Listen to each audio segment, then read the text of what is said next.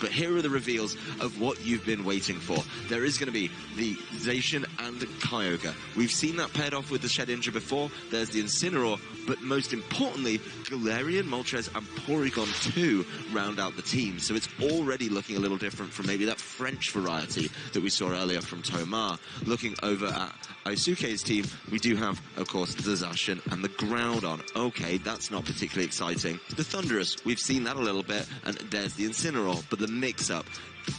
Okay, Gigantamax Charizard is cool, but you know what can also take advantage of the sun? Gigantamax Venusaur with the Chlorophyll ability, and then to round it out, strangely enough, a Tapu Fini. But as we get into this game number 1, we will be able to see what both of these players will lean on to start off this set. We've got the Kyogre and the Zacian right away here from Daniele, so going for that double restricted pair. And on the side of Eisuke, you do have the Thundurus and the Venusaur. So where's the synergy here? If maybe the Groudon is in the back, then that Venusaur is actually looking mighty good. Unless you want to pair that Thundurus with something else as well. This is a nice kind of split lead to figure out which direction you want to go in. The Thundurus can cause some interesting problems as well, just because I think the Thundurus on this team looks to be one of the much more supportive versions. Would be really good to be able to add those scary faces, those eerie impulses, or those thunder waves even, just to try and, you know, slow down a Pokemon like Zacian and cause a number of problems there. I mean, thunder waving Zacian can be super effective because it lasts the whole game. You also apply a little bit of physical, you know, pressure to, not physical, but special attacking pressure to that Kyogre just by being able to Thunderbolt it. But I think the Venusaur has that in hand. That said, Thundurus switching out. What a shock. The sun immediately coming to the fore here, and Venusaur probably pretty pleased about that. Yeah, and there's no Tapu Fini on the field as well to set that misty terrain, so you know that Venusaur will be able to go fast, whether it is going to be to shut down a Pokemon or just go ahead and start rolling with that damage. So we will go ahead and see that Gigantamax come through from the Venusaur. I think it makes so much sense. If you're giving it sun, you're giving it chlorophyll right away, you want to get going with it. And the big thing here is going to be targeting. Making sure you get maximum value out of these Dynamax turns, making sure you're not targeting and wasting things into the Protect or causing problems that way is going to be tough. And very wisely, actually, there is going to be Daniele Dynamaxing that Kyogre. If you're expecting to be caught by, you know, the Gigantamax moves from the Venusaur, then you do want to Dynamax. You are going to need a little bit, in this case, double more health to deal with it. Yeah, for sure. I mean, this might just be what you need to be able to survive, but it's a Max Flare as well. Whether it is the Flare or that Max Quake that we also see from that Venusaur, that is going to hurt. And with the sun boosting that damage as well, Zacian just going to get knocked out, and this Kyogre too. While this Max Geyser will be able to reset the weather, it's still not going to do very much damage, despite the fact that that Groudon just switched in. It will survive. I'd say that's a fair chunk of damage. It wasn't a knockout, I suppose, is where I was going with that. Yeah, I mean, it's a good amount, bringing it down into the red. What's definitely interesting there is I think that already reveals the item on the Groudon. The Groudon there taking way more damage in the sun than many other Groudons we've seen, so maybe something unique when it comes to the item choice there, and something to watch for later. There's Shedinja already coming to the fore, of course, for Daniele, feeling pretty good about its position because the Groudon very easy to knock out, and maybe this Greninja can do a whole lot of work. You've got to start asking yourself, how many options does Eisuke actually have to hit this Pokemon? Honestly, outside of the Groudon, I'm not seeing very many just at a cursory glance. The Groudon needs to switch out because it needs to reset the sun. That is going to be so important. It's being forced into that by the Kyogre boldly staying in and then just throwing it down the Max Geyser to catch it up. The big thing here, though, is, you know, even if it comes in, its job may just be to set the sun. I genuinely think there could be a lot of wiggle room for this Shedinja. Oh, and the Shedinja as well, just going for one of its top supportive moves, that Ally Switch, because that G-Max Vine Lash, that Shedinja's going to take that with its Wonder Guard. Yeah, and that means you don't get any effects from that G-Max Vine Lash. That's a huge ally switch, keeping the Kyogre safe, and the Kyogre just tearing through that Thundurus immediately with another Max Geyser. It's got control of the weather, so that first turn, leaving the Kyogre alone, is really coming back to haunt Eisuke. Yes, he is going to get control of the weather later on as soon as that sun comes back in, but showing the Zacian right now actually means that at the end of the Dynamax for the Venusaur, it's, you know, the final turn, which is one of the most impactful ones, not going to have access to the Chlorophyll. Yeah, that does make it a little bit vulnerable, but I mean, the fact that this Kyogre as well, it's not really threatening any sort of super effective damage that we know of so far. Sometimes we do see some type of ice type attack, but Shedinja just continuing to try to swap the places of these Pokemon around to get the better of Eisuke's Venusaur. But the substitute here as well from the Zacian will keep it quite safe, but once again, Eisuke will miss the G-Max Vine Lash, leaving Kyogre safe to go for another Max Geyser right into that Zacian substitute. Oh, that's so unfortunate. Falling for the ally switch play again, attacking into the Wonder Guard, not getting your G-Max Vine Lash in play at the second time of asking. That is absolutely devastating. But Daniele is feeling really good about this position because honestly, this Shedinja is causing so many problems. I think that Groudon is being saved for later when it can maybe hit that Shedinja a little bit freer. But you know, you can't do that when the Kyogre's on the field. The Kyogre's potentially faster than you, and the Kyogre's just going to be able to knock you out because of how much damage you took on the way in. This is a really sticky situation, and just kind of wasting time with these substitutes a little bit to try and make sure one of these attacks lands. This time the Frenzy Plant will target the correct slot, and the Kyogre is going to be able to take that. Whoa, that's a really big survival. And now you can see the Kyogre going to go for the Origin Pulse as well, right off the back of that. But that's got to feel so good for Daniele to be able to keep that Kyogre around and also get that double connect from that Origin Pulse, because now the Zacian, it's here to play. Ooh. But the Poltergeist miss. Yeah, the Shedinja not ally switching there. Eisuke is really just going for every turn and saying, I will get your Kyogre, not trying to make any reads, waiting for a turn where the Shedinja actually goes for an attack and finally gets it there. But this is really a tale of two item choices between your Kyogre and your Groudon, your Ruby Sapphire legendaries, if you will. They really do work well together, but just look at the impact those item choices have.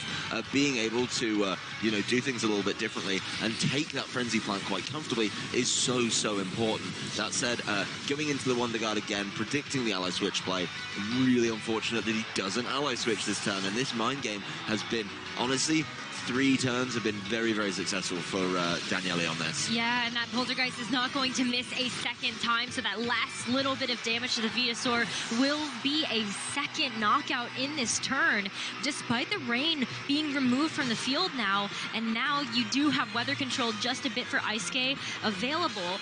That Groudon is still so low, and when we see these Shedinja, they're usually running some type of priority attack. That Groudon is already so low. Yeah, that Groudon can easily get picked off by a Shadow Sneak, and honestly, even if it connects, it's got way too much work to do. It's got to get some damage down on the Kyogre, or else the Kyogre will hit an Origin Pulse at some point. It's also got to hit the Shedinja potentially twice as well because of that Focus Sash. It may not be even afforded that opportunity, as there it is, Shadow Sneak. Ooh, doesn't get it.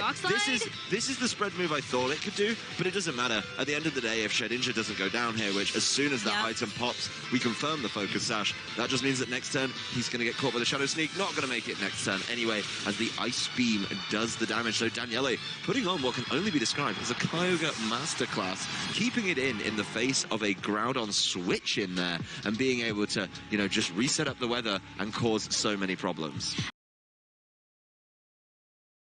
I mean, we see this sometimes from, like, the French Rain team that we talk about, right? Like, Thomas, one of those players that has used that Shedinja Kyogre team quite frequently. But this, of course, has some different flavor elements to it, but that Shedinja is still so pivotal to make sure that your damage dealer is in the right place, and that you also are able to kind of pivot around and make sure that a specific Pokemon are in the places that you want them to be. Daniele is going to show off a little bit more of his team for us. Thank you very much, as we do get to see that Galarian Moltres come to the fore in the lead here in game number 2. Yeah, and Galarian Moltres, we have seen a couple of different versions of it, as we have seen from previous formats, but a lot of the time, you know, that Galarian Moltres is going to have that Berserk ability, so once it gets to half HP, below half HP, then it will get a boost to its special attack. And on top of that, the Fiery Wrath is a really interesting move choice because of the flinch ability. Being able to flinch has always been an annoying factor on any Pokemon move. How many years have we talked about and lamented the Rock Slide? Just bringing it back with Fiery Wrath is really, really annoying, and it does the same thing, right? It spreads out to your opponents both side of the board, so a nice bit of spread damage that can flinch. Doesn't get as much hate as Rock Slide did, and I think maybe if it does well here, it might start getting brought into that same kind of question. Yeah, absolutely. I mean, it's still like a low chance to flinch, but it's still enough of that pressure that you probably want to consider it. But another turn 1 Dynamax here. It will be that Venusaur just getting the Gigantamax and starting to get some damage out again. It has to do so much work, but it doesn't look like it's going to get paired up with the Groudon. I mean, now you're in a neutral weather. Probably feels pretty good about the chances to be able to deal with this. So a lot of work going in there, and you really want to get some damage down on the Moltres. It's kind of a tough one, right? With the Galarian Moltres, you do not want to activate Berserk. So you want to do about 40 to 45% and then find a way to push that on to do the full 55 to 60%. Well, sometimes what we were seeing as well with these Galarian Moltres, and I'm curious to see if this one is also one of those, is that you had some type of recovery berry. So once you got one Berserk boost, then the berry would activate, give you more HP, so you could potentially get a second one. But looks like it's going to be a bit of a defensive game here for this turn 1 for Eisuke, which is going to shut off that move here as Incineroar gets to go for a parting shot. Great way to just start mitigating some of that damage. I really, really like that play there. Making sure that the attack stats drop over onto that Galarian Moltres means that if it does hit with one of these max airstreams, there's more of a chance now that the Venusaur is going to be able to take it. There's also the fact that it pivots your Pokemon out very, very quickly, and you are able to bring in something different. So reveal of the Zacian here over on Eisuke's side is the Intrepid Sword boost. No shock there. That Intrepid Sword, you know, is going to help out, going to make sure that Behemoth Blade does even more damage, and maybe it's a case of just being able to double into this Galarian Moltres now, get a huge amount of damage down and deal with it, potentially taking that max airstream in the middle because of that earlier parting shot. So a lot to kind of make up for there, as yeah, Daniele does kind of what he, you know, wants to do, which, you know, it's kind of the reverse of what Eisuke did to him, right? Bring in the Incineroar, get rid of the Intrepid Sword boost turn 1. Yeah, turn 2, look what's happening. The Incineroar's coming in to deal with it, but I don't think that slot's going to be the focal point in this turn. No, you're going to see that go right into the Galarian Moltres just to make sure that it survives. But look at that. It still does enough damage to activate Moltres' Berserk ability. So you will see that special attack get brought back up to neutral as the G-Max Vinelash as well. Not doing a whole lot of damage, but you actually get that residual set up this time. Yeah, getting that residual damage is absolutely huge, and is definitely going to help out if this like Galarian Moltres doesn't have something like Roost. You see how impactful the parting shot is there. Even with the Berserk ability, it's still not enough with the max airstream to get that knockout, but it is going to start winning in that speed tie, and that's something that's big for the Moltres, right? As you mentioned at the top of the game, the Moltres is in such an awkward speed tier. Being able to get it out of there by boosting it up is absolutely huge. So I really, really like that. The change up, being able to cause some problems with it. It definitely helps, but this game a lot better for Eisuke. Definitely staying in the game a little bit longer and being able to push a little bit more, but that's all it's going to be for the Venusaur. 1 G-Max Vinelash was all it needed to get down before it leaves the field.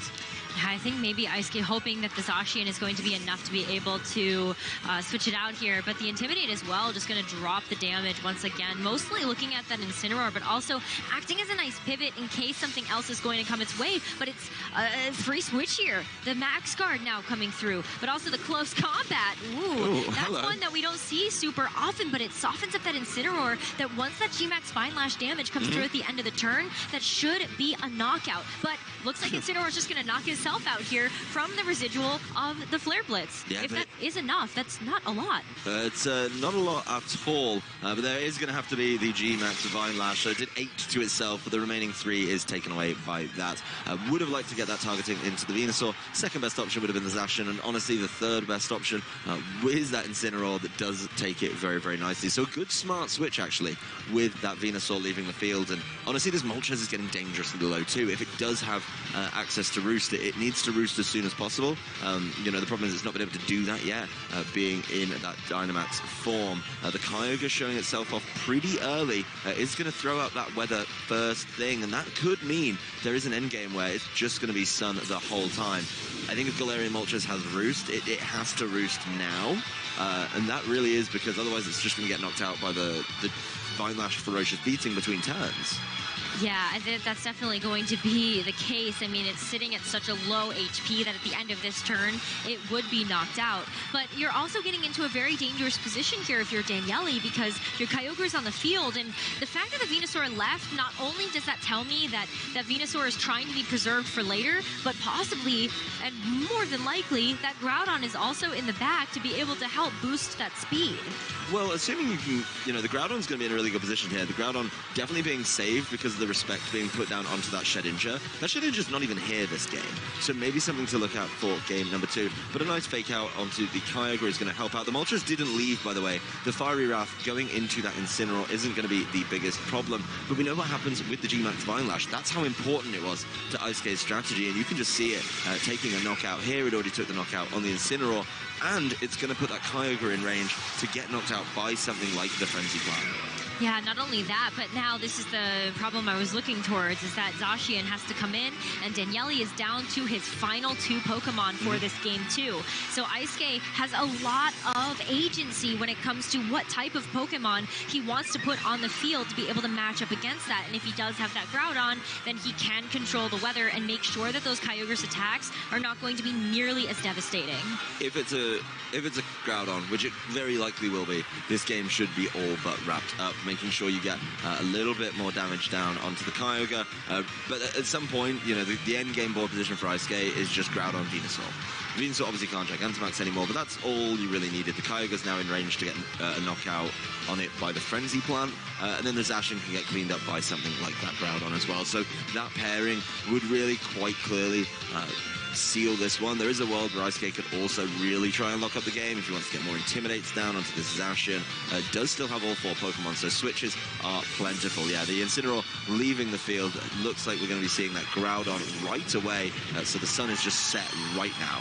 It is, and then, but also maybe, just maybe, we can find out a little bit more about how these Zacian are trained against each other. Which one is going to be just a touch faster, but it's the close combat from Eisuke's Zacian that will be the first to move. And a critical hit on top of it, though, still doesn't feel good. But the drop in defense and special defense maybe means that Zacian's Behemoth Blade is going to be a big one, as that's the target. Yeah, I mean, a double drop from 2 close combats means this is an easy one-hit knockout.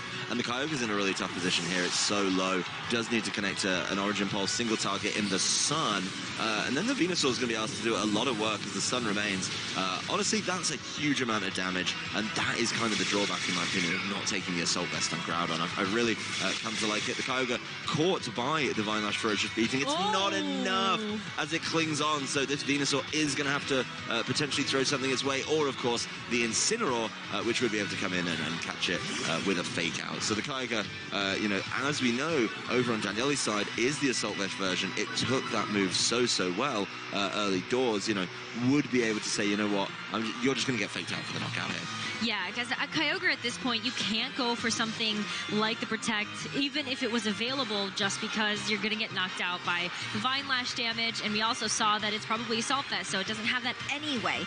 But, Zacian here too, it's not going to be able to clean up both of these Pokemon since it doesn't have any spread-type attacks, and you have 2 good targets on the field that you could secure a knockout on, but you can't use both. So fake out, though, actually going into the Zacian here, and so Zacian going to flinch, but Groudon moving just a touch faster than this Kyogre will be able to get the knockout. Speedy Groudon there, being able to play this one really nicely, just making sure it gets the knockout with the Shadow Claw. Well played on that one. I think the fake out would have been a funnier knockout, would have been more comical in my opinion. But at the end of the day, making sure you get the knockout is all that really matters. As now it's 3v1. This Zacian, though, is going to get Flare Blitzed at some point by this Incineroar. It's also going to get potentially caught by a Precipice Blades, but it gets to choose which one it doesn't want to get knocked out by. Yeah, you don't want to give it too much agency as the Precipice Blades here will connect onto the Zacian, knocking it out and tying up this series. We are 1 apiece here in Swiss round number 4 between Daniele and Eisuke. Going into game number 3, we're going to see some intense stuff. Really nice bounce back, actually, from Eisuke there. I think changing up the game plan significantly was really, really important. It's going to be a very interesting match if that's what we're going to see.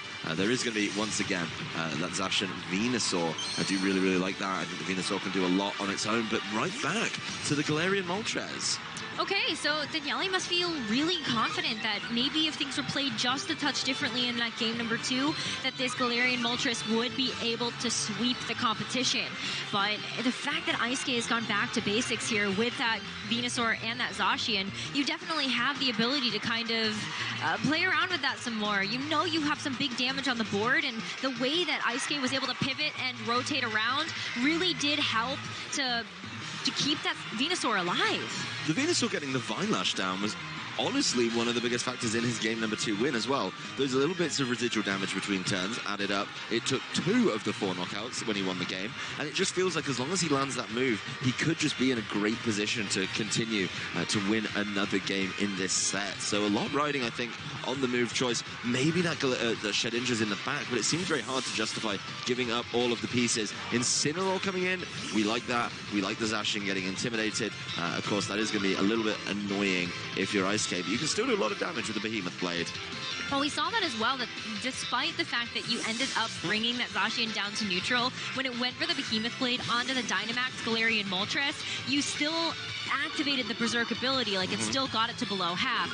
But it's another pivot here as well as both Zacian leave the field. Eisuke also bringing out the Incineroar, but there's no Dynamax this time around. It's just going to be a solid Protect, as that will negate the Behemoth Blade coming out from Eisuke's Zacian. But Daniele got a much more impactful Incineroar switch in. He managed to land an Intimidate onto the Zacian. Of course, the Intimidate going down onto the opposing Galarian Moltres, not that important and not feeling that good if you're Eisuke. So definitely a lot more value in that one. Of course, you did get it on the opposing Incineroar, but that's not really the damage dealer that you need to be worried about. The Moltres, realizing what happened in the last game, does decide to take its time, and there's all 4 Pokemon confirmed for Daniele, so no sign of that Shedinja, which I was so impressed with in game 1, must mean that he's confident in the game plan that he can play around with this Galarian Moltres. Ooh, look at that. We're going to see Eisuke's Incineroar move first, but we're not going to see Incineroar not being able to move right away, I don't think. Well, I believe they were just trying to match the fake outs. Yeah. Yeah, so they played an honest coin flip, if you will. Just went for the fake out on each other, or potentially the fake out was going over to the Zacian, but it doesn't matter. Eisuke goes first, shuts down that Incineroar, and maybe, there was a definite feeling from Eisuke that Daniele was going to play the Moltres safely, does switch it out, and that means there's a substitute up and sticking around.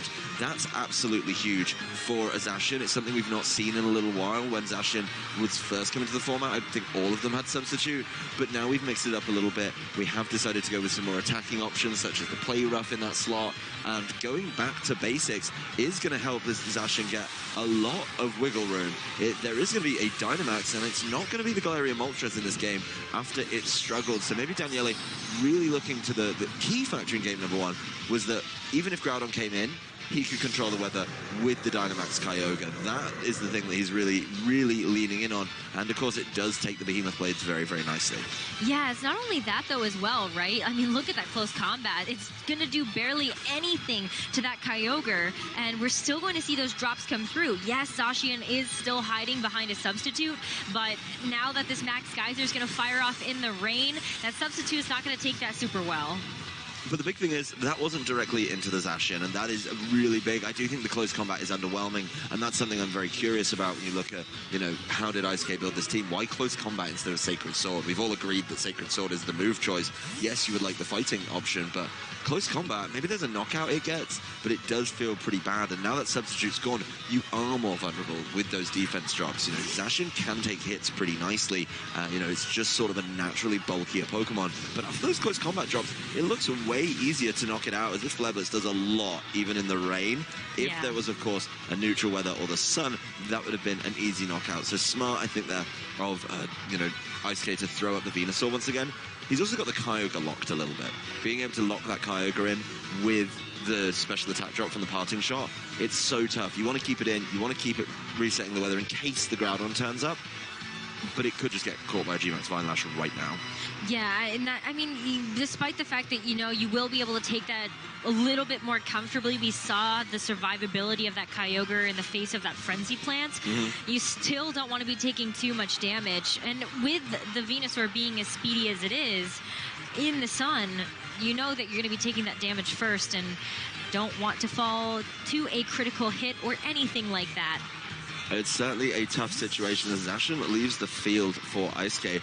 So already, yeah, he's going for it with the weather play. He must be confident he can knock out the Kyogre here, because otherwise I think we get a run back of that early situation in game 1 where you just set the sun, you get 1 turn of chlorophyll, and then of course you immediately get max geysered, and then you start to really struggle from there. So the Moltres coming back into play, maybe saving that fake out and intimidate combo for later, and unsurprisingly it is going to be the Venusaur going Gigantamax. He's got to be really believing in the ability of this G-Max Vine Lash to be able to get the one-hit knockout on this Kyogre, and with the Assault Vest you're asking a whole lot.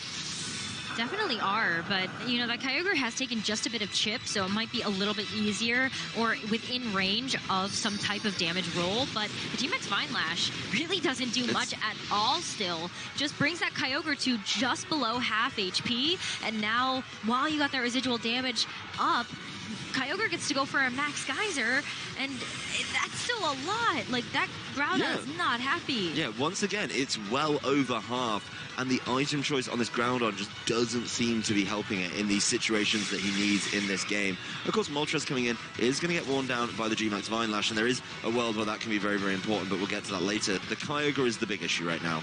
The Kyogre, once again, has its rain set up, feeling really, really good about that. This could just be a hard pivot to maybe get Groudon back out. But my concern is what comes in. Incineroar will get knocked out. Zacian will take a huge amount of damage and probably get knocked out, because this Kyogre can kind of do whatever it wants right now.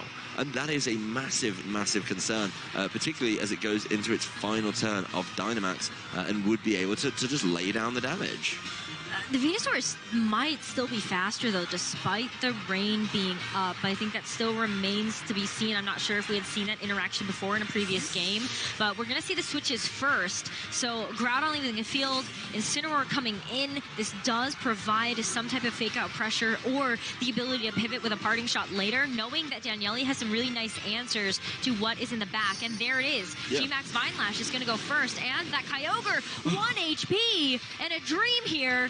Holy moly, that Venusaur, it's going to have to take some damage here too, but the Hurricane as well from the Galarian Moltres also gets the confusion onto the Incineroar. Here comes the Max Geyser too, and that is just going to be insult to injury here as you get the knockout onto the Incineroar. And that's a big pivot piece gone for Eisuke's team. Being caught there with the switch in, yes, something was going to go down. I wasn't ever convinced that G-Max Vine Lash was going to get there. It felt so underwhelming. And I always thought that, yes, even if you hit it, you are just going to be able to take it. Even with the Vine Lash between turns, yes, there is a potential for a low damage roll, but that is absolutely huge. And being able to pick off that Incineroar really, really helps out. Yes, you do go to a 3-3 matchup, but you have your Incineroar left, and you are looking at an opposing side which has both the Zacian and the Groudon. They both hate being intimidated.